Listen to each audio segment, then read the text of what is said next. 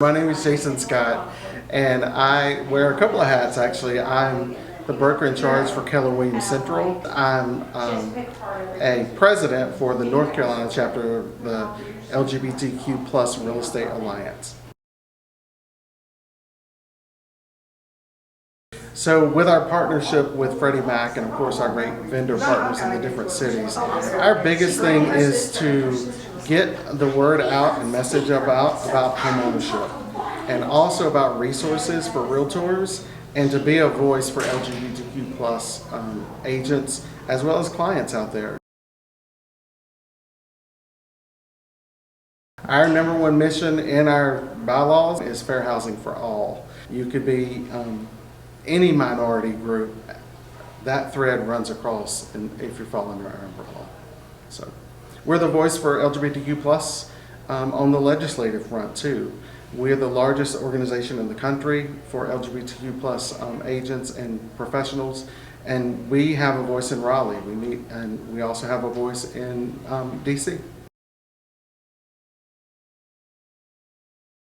So one, as generational wealth is one of the largest, and often it's an education piece. And folks that, there's lots of myths around purchasing, buying, selling, that kind of thing. And we're out to dispel that for the folks in our community.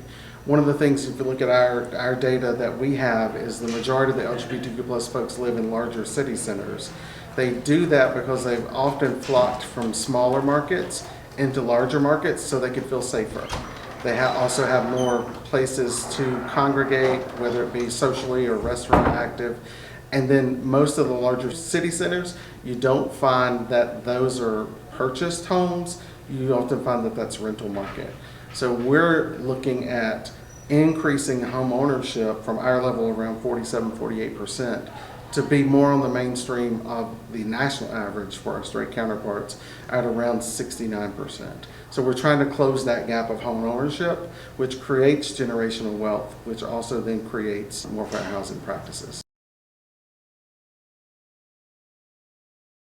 So one is an education piece, that home ownership is achievable, and then what steps to take to get there.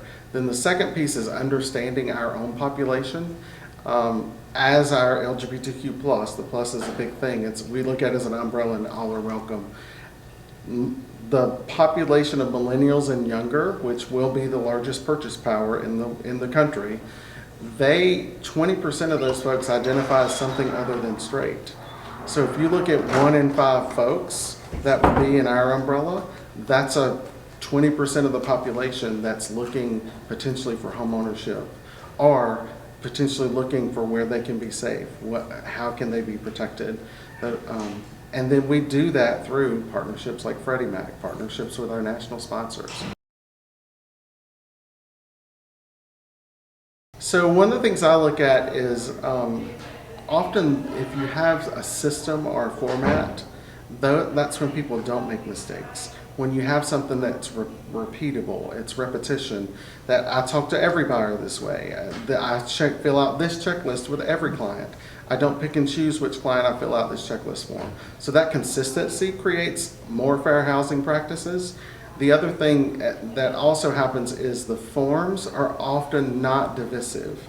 So it's when people get involved to make decisions about who's approved, or when a person says they're the ones that put their own internal biases, and we all have them. We're born with them, grew up with them, those kind of things.